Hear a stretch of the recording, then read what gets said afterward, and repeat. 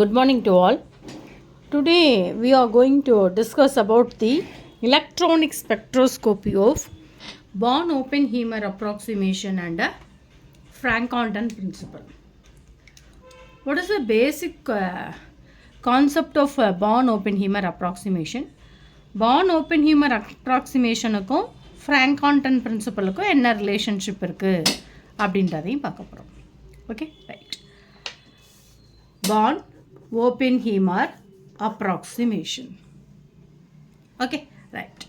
In this Born-Oppenheimer approximation, first this is in the approach of பாருங்க, first the approach of electronic spectra of diatomic molecules வச்சு நம்ம approach பண்ணி பார்க்க போகிறோம். Right. நார்மலாக வந்து பார்த்தோம் அப்படின்னா இந்த Born-Oppenheimer approximation என்ன கண்டுபிடிக்க யூஸ் ஆகுது அப்படின்னா டோட்டல், அதாவது ஒரு டயட்டாமிக் மாலிகுலில் இருக்கக்கூடிய எலக்ட்ரானிக் எனர்ஜியையும் அதில் இருக்கக்கூடிய நியூக்ளியர் எனர்ஜியையும், எவ்வளோ எனர்ஜி வந்து ஒரு ஃபார் எக்ஸாம்பிள் இது வந்து நியூக்ளியஸ், இது வந்து எலக்ட்ரான் வச்சுக்கோங்க சரௌண்டிங், அப்போ இது நடுவில் இருக்குது, இதுவும் ரெண்டு சேர்ந்தது தான் டோட்டல். இதை கேல்குலேட் பண்ணுறதுக்கு இந்த Born-Oppenheimer அப்ராக்சிமேஷனை நம்ம யூஸ் பண்ணுறோம். ரைட்.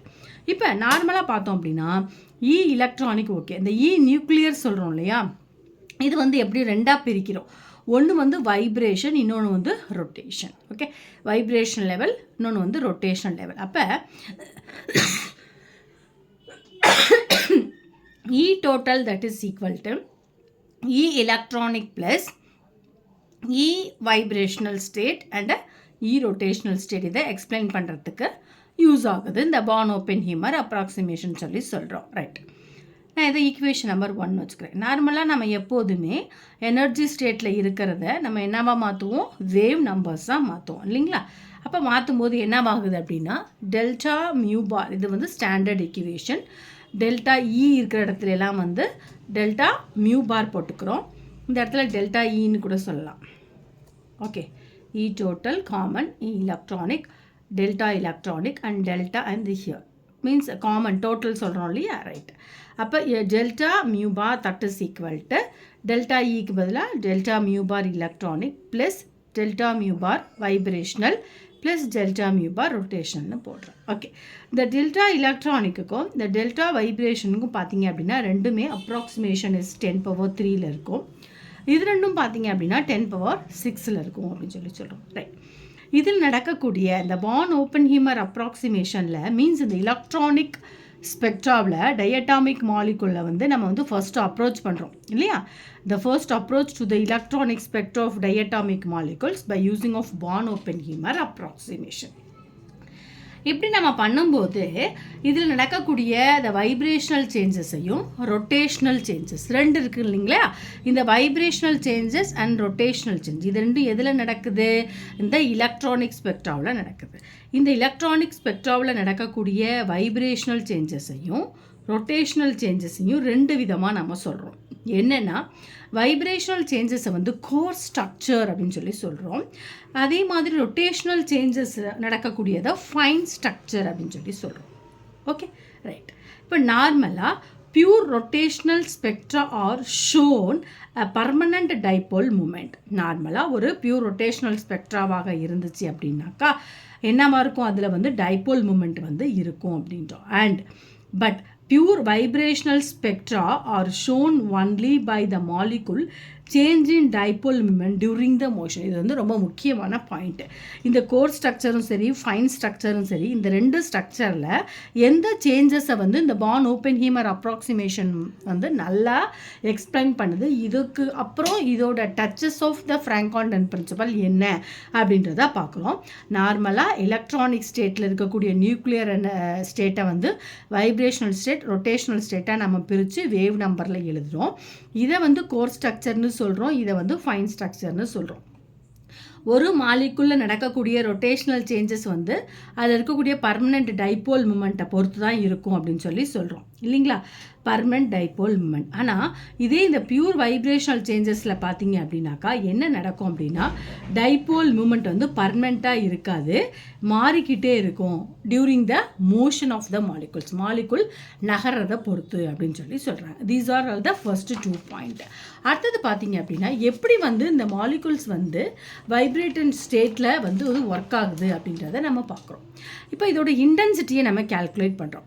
இன்டென்சிட்டி ஆஃப் வைப்ரனிக் ஸ்பெக்ட்ரா என்ன அப்படின்னாக்கா பார்த்தீங்க அப்படின்னா so only a few vibration lines R அதாவது பார்த்தோம் அப்படின்னா நம்ம நிறைய வைப்ரேஷனல் ஸ்பெக்ட்ராஸ்கோப்பிலையும் சரி ரொட்டேஷ்னலையும் பார்த்தீங்கன்னா செலெக்ஷன் ரூல் வந்து நம்ம போடுவோம். இதில் வைப்ரேஷனலில் பார்த்தீங்க அப்படின்னாக்கா 0 +R-1 +R-2 போய்கிட்டே இருக்கும். இதெல்லாமே வந்து ரேப்பிடாக நடக்கக்கூடியது அப்படின்றத பார்த்தோம். இங்கே பாருங்கள் 0-0 டிரான்சிஷன், 1-0 2-0 இது மாதிரி போய்கிட்டே இருக்கும் டிரான்சிஷன். இப்போ பார்த்தீங்க அப்படின்னா 0-0க்கு வந்து நல்ல மோர் இன்டென்ஸ் லைன், நல்ல டார்க் லைன் வந்து கிடைக்கும் then compared to other line because of the strongest intensities. இதெல்லாமே வந்து வைப்ரேஷனை பொறுத்து தான். அப்போ இது மோர் இன்டென்ஸாக இருக்கும். அதுக்கு அடுத்தது 2,1 1,0 2,0லாம் எப்படி இருக்கும் இன்டென்ஸ் அப்படின்றது தான் பார்க்க போகிறோம் பான் ஓப்பன்ஹைமர் அப்ராக்சிமேஷனில். So only a few vibration lines are unabsorbed which is followed by the continuum. அதாவது என்ன சொல்கிறோம் அப்படின்னாக்கா இப்படி 0,0 1,0 2,0 இப்படி போய்கிட்டே இருக்கு. இப்படி போய்கிட்டே இருக்கும்போது இது வந்து என்ன நடக்கும் அப்படின்னு சொன்னாக்கா கண்டினியூவஸாக நடக்கக்கூடியது 3-0 2-0 4-0 5-0 4-1. அப்போ என்ன நடக்கும் அப்படின்னா ஒரு காலகட்டத்தில் வந்து இன்டென்ஸ் வந்து என்னவாகும் கண்டினியூவமாக மாறிடும். வாட் இஸ் மீன் பை கண்டினியூவம் அப்படின்றத அடுத்து நம்ம ஃப்ராங்கான்டன் பிரின்சிபலை பார்ப்போம். சரி, இப்படி கண்டினியூவமாக இருக்குது. கண்டினியூவம் மீன்ஸ் எப்படி இருக்குன்னா க்ளோஸ்ட் லைன்ஸாக இருக்கும். ஓகே, இந்த மாதிரி கிடைக்கும் ஸ்பெக்ட்ரல் லைன்ஸ், அதுதான் கண்டினியூம்னு சொல்கிறோம். To get continuum.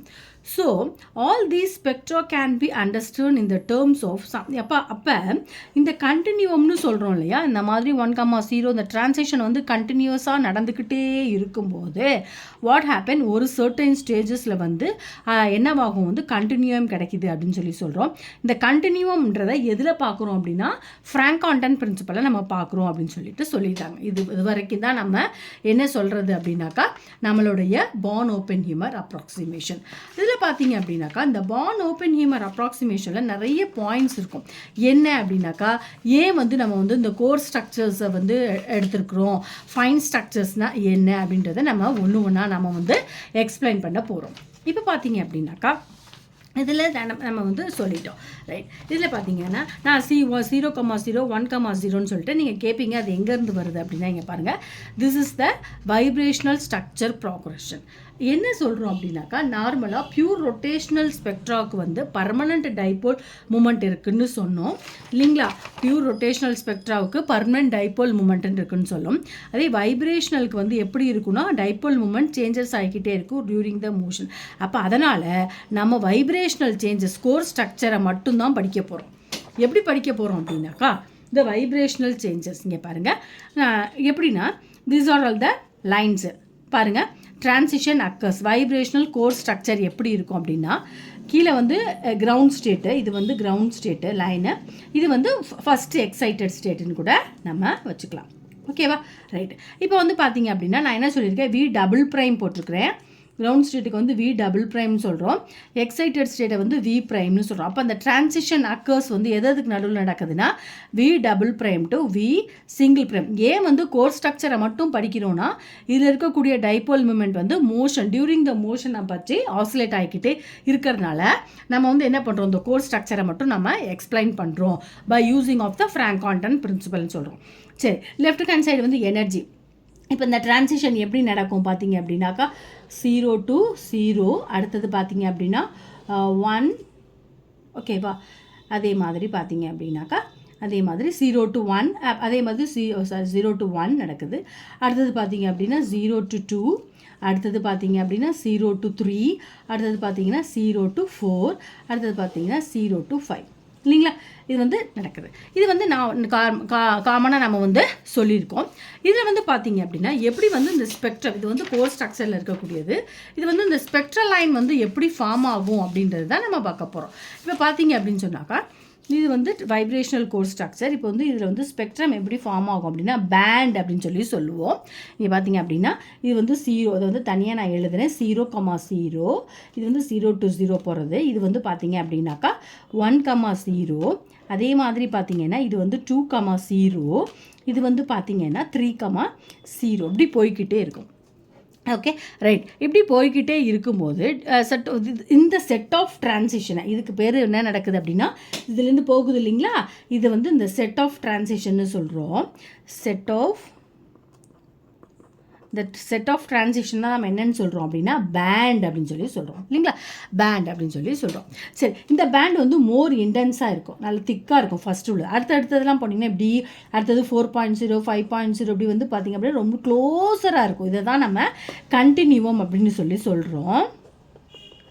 கண்டினியூம் சொல்கிறோம். இதை தான் அந்த கண்டினியூத்தை வந்து இந்த வைப்ரேஷனல் கோர் ஸ்ட்ரக்சரில் நடக்கக்கூடிய கண்டினியூத்தை வந்து நம்ம ஃப்ராங்க்-கான்டன் பிரின்சிபல் மூலியமாக நம்ம எக்ஸ்பிளைன் பண்ண போகிறோம். அதை தான் நம்ம இப்போ பார்க்க போகிறோம். அதை தான் நம்ம இப்போ பார்த்தோம் இல்லைங்களா, ரைட். இப்போ வந்து பார்த்தோம் அப்படின்னா நம்ம பார்க்க போகிறது நான் சொன்னாலே அந்த 0 to 0, 1,0, 2,0 இதெல்லாம், ரைட். இப்போ வந்து Franck Condon principle states that. Franck Condon பிரின்சிபல்னால் என்ன, அது என்னத்தை சொல்லுது அப்படின்றது தான் நம்மளோட பாயிண்ட் ஆஃப் வியூ.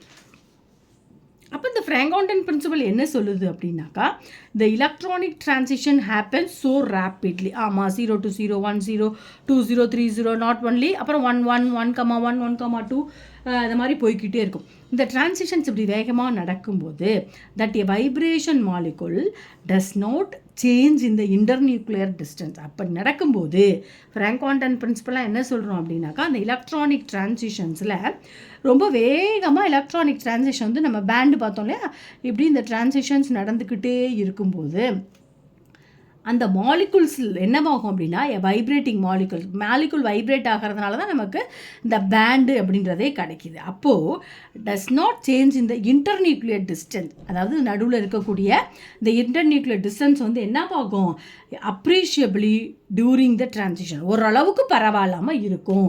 2 பேண்டுக்கும் நடுவில் நம்மளை 4B 6Bன்னு பார்க்குறோம் இல்லையா, அந்த மாதிரி கட் அண்ட் ரைட்டாக நம்மளால் சொல்ல முடியாது. இப்போ இந்த டிரான்சிஷன் நடக்கும்போது ஒன்றுக்கு ஒன்று பக்கத்தில் இருக்கக்கூடிய பேண்டுக்கு நடுவில் இருக்கக்கூடிய இந்த இன்டர்நியூக்ளியர் டிஸ்டன்ஸ் வந்து மீன்ஸ் ஆர் ஈக்குலிபிரியம்னு சொல்லுவோம். அதை தான் அது எப்படி இருக்கும் அப்படின்னா அப்ரிஷியபிளி ஓரளவுக்கு இருக்கும் அப்படின்னு சொல்லி சொல்கிறாங்க, ரைட். ஃபார் எக்ஸாம்பிள் நான் என்ன பண்ண போகிறேன் அப்படின்னா ஒரு டயட்டாமிக் மாலிகுல்ஸை வந்து நான் எடுத்துக்கிறேன். சரி, இந்த ஃப்ராங்க்-கான்டன் பிரின்சிபலை நார்மலாக நம்ம எப்படி எக்ஸ்பிளைன் பண்ணுவோம் அப்படின்னாக்கா அதுக்கு எக்ஸ்பிளைன் பண்ணக்கூடிய அந்த டேர்முக்கு பேர் என்ன சொல்லுவோம் அப்படின்னா மோர்ஸ் பொட்டென்ஷியல் அப்படின்னு சொல்லி சொல்லுவோம் இல்லைங்களா. அதுக்கு பேர் என்ன சொல்லுவோம் மோர்ஸ் பொட்டென்ஷியல், ரைட். இப்போ மோர்ஸ் பொட்டென்ஷியலாக என்ன அப்படின்னு சொல்லி பார்ப்போம். அதுக்கு முன்னாடி ஒரு 2 பாயிண்ட்டை நான் சொல்ல விரும்புகிறேன். பார்த்தீங்க அப்படின்னா நான் டயட்டாமிக் மாலிகுல்ஸ் 2 எடுத்துருக்கிறேன். இதில் பார்த்தீங்க அப்படின்னாக்கா இது வந்துமே ஹோமோ நியூக்ளியர், ஒன்று வந்து ஹைட்ரஜன், இன்னொன்று வந்து நைட்ரஜன். இது ரெண்டுத்துலேயும் பார்த்தீங்க அப்படின்னாக்கா நோ ரொட்டேஷ்னல் நோ வைப்ரேஷ்னல் ஸ்பெக்ட்ரா, இது ரெண்டுத்துலேயுமே இல்லை. அப்போ இதில் வந்து நம்ம ரெண்டுத்துக்கும் கிவன் எலக்ட்ரானிக் ஸ்பெக்ட்ரத்தை பார்க்கும்போது என்ன நடக்குது, இதில் வைப்ரேஷனல் ரொட்டேஷனல் இருக்குது அப்படின்னு சொல்லி சொல்கிறோம், ரைட்.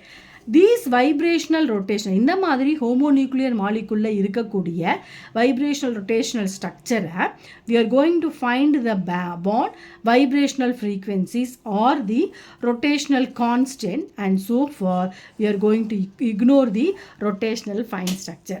ஏன் வந்து வைப்ரேஷனல் கோர் ஸ்ட்ரக்சரை மட்டும் நம்ம படிக்கிறோம், ரொட்டேஷனல் ஃபைன் ஸ்ட்ரக்சரை படிக்கிறது இல்லை அப்படின்னாக்கா the vibrational rotational structures we can find the bond vibration frequencies. Okay, அது மட்டும் இல்லாமல் இந்த rotational constant இந்த காரணத்தினால and so far we are going to ignore the rotational fine structure. Okay, இப்போ 2 டயட்டாமிக் மாலிகுலில் நடக்கக்கூடிய எலக்ட்ரானிக் டிரான்சிஷனை இப்போ நம்ம மோர்ஸ் கர்வ் மூலியமாக பார்க்க போகிறோம்.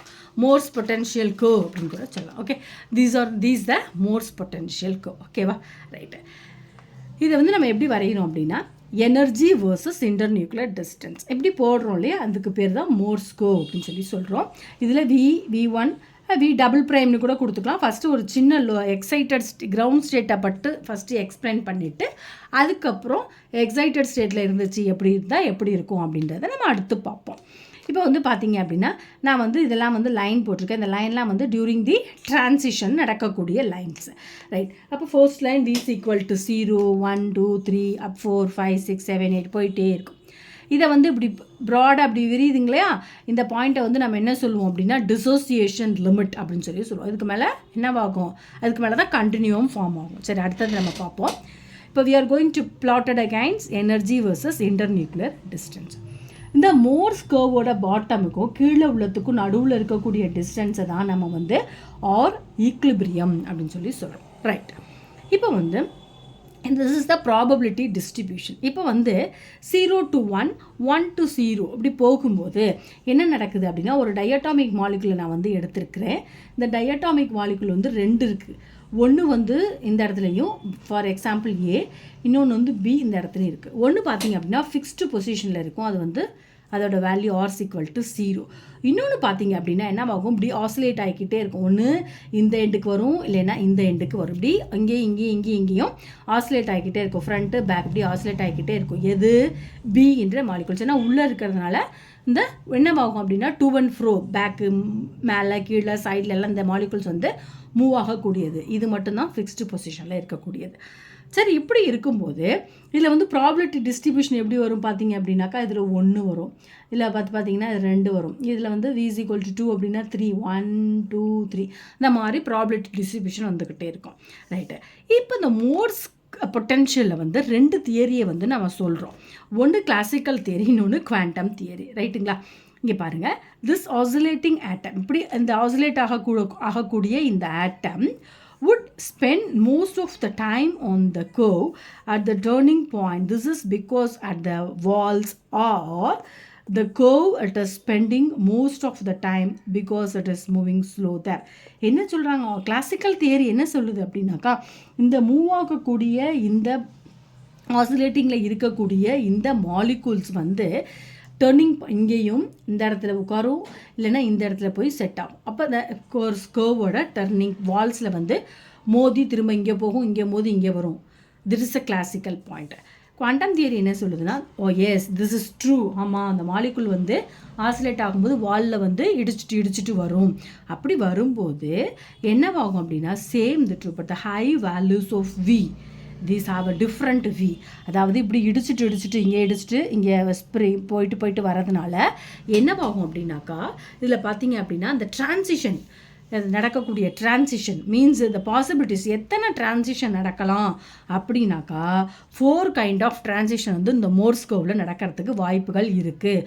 ஏன்னா இங்கே இருக்கக்கூடிய இந்த நடுவில் இருக்கக்கூடிய மாலிகுல் வந்து என்னவாகுது ஸ்பெண்ட் டைம், அதாவது இந்த வால்ஸில் மோதி வரதுனால பாசிபிலிட்டிஸ் வந்து ப்ராபபிலிட்டி 4 பாசிபிலிட்டிஸ் இருக்குது அப்படின்னு சொல்லி சொல்கிறாங்க. அது என்ன அப்படின்றத பார்க்க போகிறோம். இதுதான் இம்பார்ட்டண்ட் பாயிண்ட்.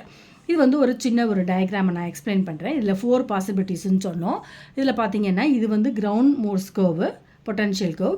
இது வந்து பார்த்தீங்கன்னா அப்பர் ஸ்டேட். இதை வந்து நான் என்ன சொல்கிறேன் அப்படின்னா லோயர் பொட்டன்ஷியல், ஹையர் பொட்டன்ஷியல். இது வந்து V ப்ரைம்னு நம்ம வச்சுக்கிறோம் இல்லைங்களா? So for different opportunities and 4 different possibilities. 4 விதமான பாசிபிலிட்டிஸ் இருக்குது. சரி, இந்த கீழே உள்ளதுக்கும் இதுக்கும் நடுவில் இருக்கக்கூடியது இந்த இடம் தான் ஆர் ஈக்லிபிரியம். இதுக்கும் இந்த பாட்டத்துக்கும் இதில் மேலே உள்ள டாப்புக்கும் இது நடுவில் இருக்கக்கூடியது இது வந்து ஆர் ஈக்லிபிரியம். இப்போ இந்த ஆர் ஈக்லிபிரியம் மீன்ஸ் இந்த இன்டர்நியூக்ளியர் டிஸ்டன்ஸை வச்சு தான் 4 பாசிபிலிட்டிஸையே நம்ம ப்ரூஃப் பண்ணுறோம். ஃபஸ்ட்டு பாசிபிலிட்டிஸ் பாருங்கள், ஆர் ஈக்லிபிரியம். இதில் இருக்கக்கூடிய ஆர் ஈக்லிபிரியமும் இதில் இருக்க ஆர் ஈக்லிபிரியம் ரெண்டும் சேமாக இருந்தால் என்ன நடக்கும்? இந்த கீழே போட்டுக்க பாருங்கள், அந்த டிரான்சிஷன் அக்கர்ஸ் 0 to 0. 2 மோர்ஸ்கவும் ஈக்குவலாக இருக்கும், ஒரே மாதிரியே போட்டுக்கணும். லெஃப்ட் சைடும் ரைட் சைடும் ஒரே மாதிரியே போட்டுக்கணும், ரைட்டு? இது வந்து பார்த்தீங்க அப்படின்னா இப்போ வந்து இந்த டிரான்சிஷன் இப்போ இதில் பார்த்தீங்க அப்படின்னா இங்கே பாருங்கள், இந்த இடத்துலேருந்து இந்த இடத்துல உள்ளது இதோட ஆர் ஈக்லிபிரியம், இதோட ஆர் ஈக்லிபிரியம். இந்த இடத்துலேருந்து இங்கே உள்ளது இதோட ஆர் ஈக்லிபிரியம். அப்போ இந்த மொத்த ஆர் ஈக்லிபிரியம் சேமாக இருக்கும்போது இந்த transition occurs 0 to 0, v prime 0லேருந்து v single prime 0க்கு போகுது. சரி, அப்போ actually top of one and another ஒரே மாதிரி இருக்குது. அப்படி இருக்கும்போது the Frank-Condon principle occurs the transition vertically, 0 to 0 vertically நடக்குது. அப்படி நடக்கும்போது 0 to 0 நடக்கும்போது does not change in internuclear distance. ஆமாம் இல்லையா? இதோட internuclear distance means R equilibrium, இதோட ஆர் ஈக்குலிபிரியம் சேமாக இருந்தால் இன்டர்நியூக்ளியர் டிஸ்டன்ஸ் என்னவா இருக்குது? சேமாக இருக்குது அப்படின்றது தான் இது சொல்லுது. சரி, அப்போ பார்த்தீங்க அப்படின்னாக்கா இது வந்து ஸ்பெக்ட்ரம். இப்போ வந்து பேண்டுன்னு சொல்கிறோம் இல்லையா? அந்த பேண்ட் வந்து எப்படி கிடைக்கும் அப்படின்னா 0 to 0, 1 0, 3 2 0 3 0 தான் பேண்ட் அக்கர்ஸ். இப்போ இது வந்து மோர் இன்டென்ஸாக இருக்கக்கூடும். இதுதான் வந்து ஃபஸ்ட்டு பாசிபிலிட்டிஸ். ரெண்டும் ப்ரைமும் இது ஈக்குலிபிரியம் ரெண்டும் ஒரே மாதிரி இருந்துச்சுன்னா. அடுத்தது ரெண்டாவது பாசிபிலிட்டிஸ் பாருங்கள். Possibility 2, R equilibrium of V prime greater than R equilibrium V prime less than. இது அதிகமாக இருக்குது, இது கம்மியாக இருக்குது. அப்போ இது வந்து என்னவாக இருக்கும் அப்படின்னாக்கா பார்த்துங்க. அப்போ வந்து நம்ம என்ன பண்ணுறோம், இப்படி இருந்துச்சுன்னா இதோட வேல்யூ வந்து அதிகமாக இருக்கும். அப்போ இது ஒரிஜினல் ஸ்டேட்டஸ். அப்போ இந்த வி டபுள் ப்ரைம் என்னவாகும், கொஞ்சம் ரைட் சைடில் ஷிஃப்ட் ஆகிருக்கிற வேல்யூ அதிகம் இல்லையா? அப்படி மட்டும் ஞாபகம் வச்சுக்கோங்க, புரிஞ்சுக்கிறதுக்காக நான் சொல்கிறேன். இதுதான் ஸ்டாண்டர்டுக்கு. இதுக்கு நேராக இருந்துச்சுன்னா ரெண்டு ஈக்குலிபிரியமும் சேமும். இந்த பக்கம் தள்ளி இருந்துச்சுன்னா எது தள்ளி இருக்கோ அதோட வேல்யூ அதிகம். ரெண்டாவதுல பார்த்தீங்கன்னா வி டபுள் ப்ரைம் அதிகம். அதனால் R equilibrium of V double prime is greater than R equilibrium of single prime. Okay, இப்போ இது ரெண்டுத்துக்கு நடுவில் உள்ளது இதோட ஆர் ஈக்குலிபிரியம், இதிலேருந்து இதுக்கு உள்ளது ஆர் ஈக்குலிபிரியம். அப்போ இந்த டிரான்சிஷன்ஸ் எப்படி நடக்கும் அப்படின்னா வி ப்ரைம் 0லேருந்து இதில் இருக்கக்கூடிய 2 வரைக்கும் போய் நடக்குது அப்படின்னு சொல்லி சொல்கிறாங்க. ஏன்னா கிரேட்டர் தென் வேல்யூ அதிகம் இல்லையா? அது ஓகே. இப்போ வந்து பார்த்தீங்க அப்படின்னா அப்போ எந்த இடத்துல டிரான்சிஷன் நடக்குது? 2,0. அப்போ அந்த 2,0 தான் எப்படி இருக்கும்? மோர் இன்டென்ஸ் ஸ்ட்ராங் லைனாக இருக்கும். இது வந்து பாசிபிலிட்டிஸ் 2. பாசிபிலிட்டி 3 பார்த்தீங்கன்னா மோஸ்ட் ப்ராப்ளி பாசிபிலிட்டிஸ் 2 மாதிரியே இருக்கும். இப்போ வந்து இது அதிகம், அப்போ இது அதிகம், இது கம்மி. ஆர் ஈக்குலிபிரியம் கம்மியான வேல்யூ, இது வந்து அதிகமான வேல்யூ. அப்போ என்னவா இருக்கும்? This is the standard one. இது வந்து ரைட் சைடில் ஷிஃப்ட் ஆகி இருக்கும் இல்லைங்களா? அப்போ இதுக்கு நடுவில் உள்ளது இது வந்து ஆர் ஈக்குலிபிரியம், இது வந்து பார்த்திங்கன்னா ஆர் ஈக்குலிபிரியம். இந்த டிரான்சிஷன் அக்கர்ஸ் வி ப்ரைம், இது வந்து வி டபுள் ப்ரைம், இது சிங்கிள் ப்ரைம். இதே பார்த்திங்கன்னா 0 to 2 வரைக்கும் தான் இருக்கும். அப்போ பார்த்தீங்க அப்படின்னா சிமிலர்லி ஃபார் பாசிபிலிட்டிஸ் 3. அப்போ 2வும் 3யும் ஒரே மாதிரி இருக்கும். ஒன்று கிரேட்டராக இருந்தாலும் ஒன்று லெஸராக இருந்தாலும் சரி, ரெண்டுமே வந்து கிடைக்கக்கூடிய லைன் வந்து 2,0. This is the strong spectral line. ஓகேவா? பேண்ட் வந்து set of transition like band வந்து இப்படி தான் இருக்கும் அப்படின்னு சொல்லி சொல்கிறாங்க. அதில் வந்து ஃபஸ்ட்டு ஒன் பாசிபிலிட்டிஸில் 0,0. அடுத்தது 4 என்னென்னா R equilibrium of V single prime greater than value அதிகமாக இருக்கும். எதை விடனா வி டபுள் ப்ரைம்.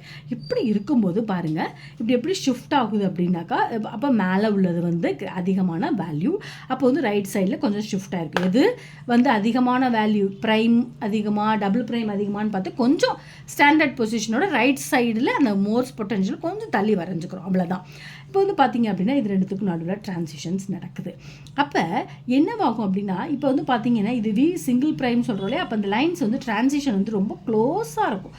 எதுக்குன்னா இந்த வளையுது இல்லையா? இந்த லைனை என்னன்னு சொல்லுவோம்? இதுக்கு பேர் தான் டிசோசியேஷன் லிமிட். இப்போ இந்த ப்ரைமோட வேல்யூ சிங்கிள் ப்ரைமோட சிங்கிள் ப்ரைம் வேல்யூ அதிகமாக இந்த டிரான்சிஷன் வந்து என்னவாகும்? டிசோசியேஷன் பாயிண்டோட டச் ஆகிடும்.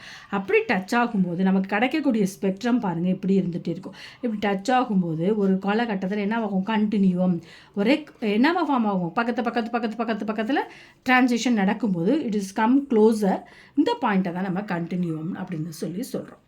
ஓகே, இப்போ வந்து 4 பாசிபிலிட்டிஸாக பார்த்துட்டோம். 1 0,0 ஸ்ட்ராங் லைன், 2 3 பார்த்தீங்கன்னா 2,0 ஸ்ட்ரென்த்து, 4வது பார்த்தீங்க அப்படின்னா கண்டினியூம்னு சொல்லி சொல்கிறோம். ஓகேங்களா? இதில் இன்றைக்கி வீடியோவில் நம்ம பான் ஓப்பன்ஹீமர் அப்ராக்சிமேஷனும் அது மட்டும் இல்லாமல் Frank-Condon பிரின்சிபலும் what is the relationship between of Born Oppenheimer and Frank-Condon principle அப்படின்றத பார்த்தோம். 4 பாசிபிலிட்டிஸை மட்டும் நீங்கள் ஞாபகம் வச்சுக்கணும். இந்த வீடியோவில் ஏதாவது டவுட் இருந்துச்சுன்னா கீழே உள்ள கமெண்ட் பாக்ஸில் எனக்கு கமெண்ட் பண்ணுங்கள். வீடியோவை இது வரைக்கும் சப்ஸ்கிரைப் பண்ணாதவங்க சப்ஸ்கிரைப் பண்ணுங்கள், ஷேர் பண்ணுங்கள், லைக் பண்ணுங்கள், என்ஜாய் பண்ணுங்கள். If you have any doubt, comment me. Okay, thank you listeners and thank you viewers.